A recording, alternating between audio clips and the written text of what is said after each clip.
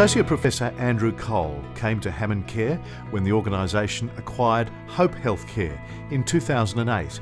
It was just after Hope had celebrated its centenary and a rich history of healthcare service by the Deaconess Ministry of the Sydney Anglican Diocese. A keen student of that history, Andrew authored a book on it to mark the centenary. Andrew, thanks so much for joining us in the Profile series. My pleasure. What kicked off that important move into healthcare now 100 plus years ago? In late 1906, Archdeacon Langley, who had a lot to do with the deaconesses, was doing a pastoral visit in Sacred Heart, which was run by Catholics in Darlinghurst, and he was visiting one of his friends who was dying. And this chap said to him, he said, "Why doesn't our church have something like this for our people to die in?" And he thought that was really important, so he went and talked to Maud Ash, who was the chief deaconess, and together they convened a meeting in the chapter house in April 1907, and they raised £500 in one evening. That's probably $500,000 in today's money, and they got along with things quickly in those days. They'd bought a house, Eversley, in Addison Road. Local GP, Dr. Crago, was involved, and the ministry was supported. Deaconesses did the nursing, and it was supported by circles of supporters in lots of parish churches all through Sydney, and in fact in country New South Wales. They had these circles of ladies, and they used to make food, jam, raise money. They sewed the sheets. They used to send bread and all those sorts of things. It was a voluntary agency giving Christian service to people who were dying. Important to say, no government funding. No government funding at all, not a scary, because there was no government funding for anything in those days. Maybe build the railways, but nothing else. Fast forward decades ahead, Greenwich was built. Naringa was built. Broside came into the family. Yes. Yeah. Give us a sense of what those hospitals did. Those hospitals were established originally, Naringa and Greenwich, for palliative care, people who had nowhere else to live. Over time they developed from just palliative care services to including what's now recognisably rehabilitation services, and then specialist mental health services for older people. Broside came into the families in the 80s. It had been built as a maternity hospital way back, and it progressed to being a care facility for older people. It was surplus to requirements by 92, and the state government asked the Anglican Church if they would redevelop Broside in southwestern Sydney. And right here I have the actual pen that was used by Archbishop Robinson to sign the documents that led to the construction of Broside and the building out here. And Broside was built as a hospital with the same mix of services. One extraordinary gift from the Drake family built the palliative care ward. That gift alone in this hospital. And Broside from the start has had the same mix of services. Palliative care, rehabilitation care, and specialist mental health services for older people. In the lead up to the agreement with HammondCare, what was going on in Hope Healthcare about its activity, what it was doing and why it was doing it? They were still looking to expand their services, and the deaconesses were still very involved in the ministry up until the mid-1990s. What then happened after the 1990s is that the deaconesses became less involved in healthcare and much more involved in parish ministry. So while the deaconesses were very involved with Hope Healthcare, it became more and more difficult to see where the hospitals fitted in within the deaconess ministry over time.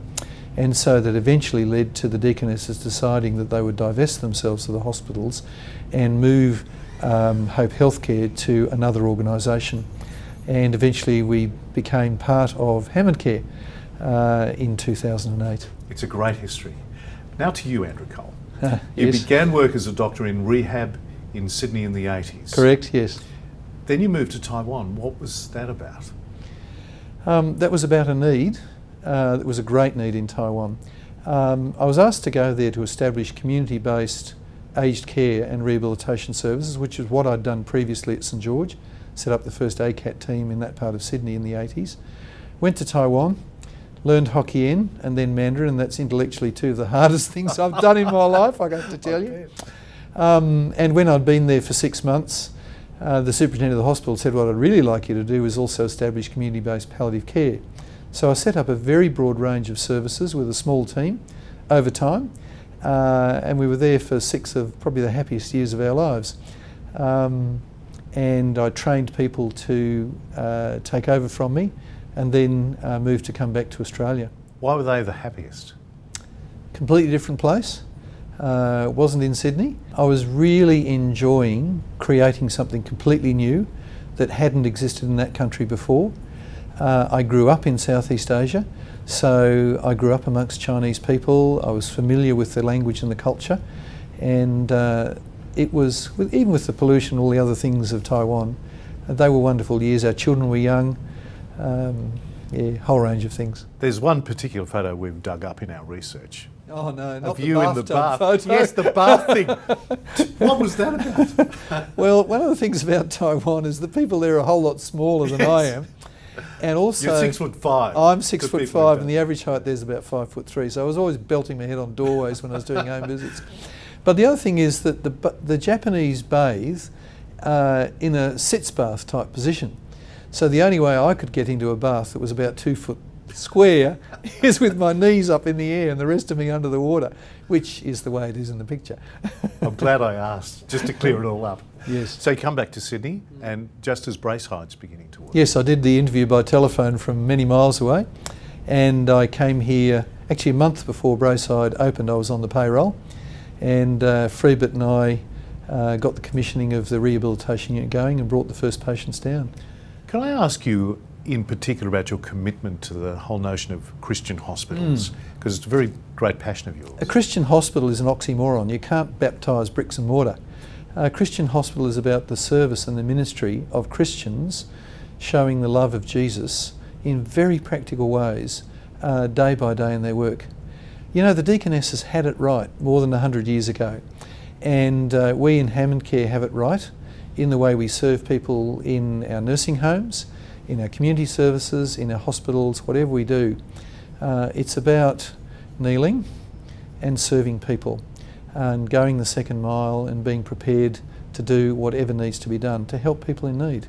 And that is my passion, and that's why there's a place for Christian hospitals, Christian nursing homes and Christian-focused home care services in Australia in 2015. And beyond. And beyond. You've also got a very significant commitment to teaching. Yes, absolutely. Absolutely. I have a conjoint appointment at the University of New South Wales. I have an 8-5 teaching number, which means that I've been having that appointment for nearly 30 years. Why am I passionate about teaching? Because teaching is about educating the next generation of people and the generation after that. It's self-interest. They're going to look after me. Yes, and so me. One of those guys is at the end of my bed and he doesn't know something. I taught you that. You should know. But it's also about getting to students when they're at an impressionable age and learning things.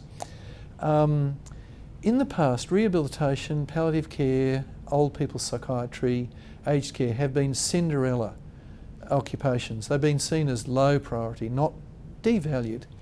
And part of that's because they haven't been taught well, and part of that's because students haven't been exposed to that in their lives.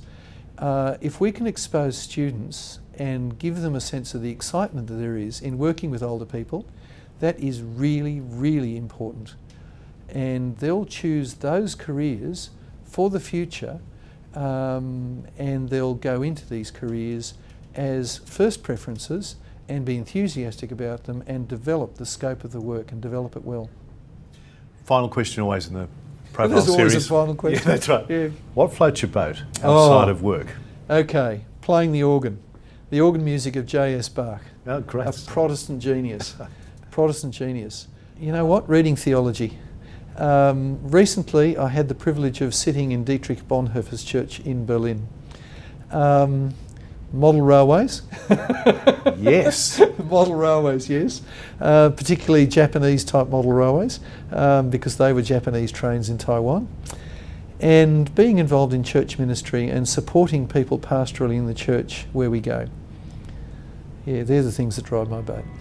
What a rich life. Andrew Cole, thank you so much indeed for joining us. My pleasure.